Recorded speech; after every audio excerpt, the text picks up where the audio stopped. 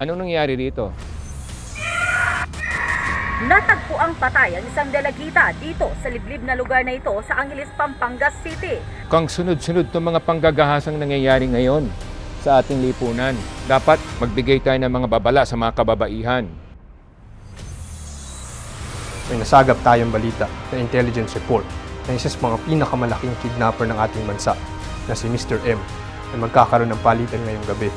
Nagpaipal naman yung mga Ilocano defenders yun. Sila ang tumulong sa na-rape ng anak ko. Kailan pa kaya mawala sa mundong ito ang mga buwisit na congressman na yan? Kailangan mabigyang hustisya ang ginawa sa anak mo, sa anak ko! Kung gusto mo pang makitang buhay ang anak, iatras mo ang kaso. Mga congressman, ano ba ang tunay na layunin ng Ilocano Defenders? Ano ba ang talaga ang Ilocano Defenders? Ano itong Ilocano Defenders? Ikaw ang prosecutor sa kaso na kinasasalikutan ng anak. Do something about this. Hari man ang demonyo ang iyong kakampi. Hindi kami titigil hanggang hindi namin kayo magapi. Hindi pa tapos ang laban.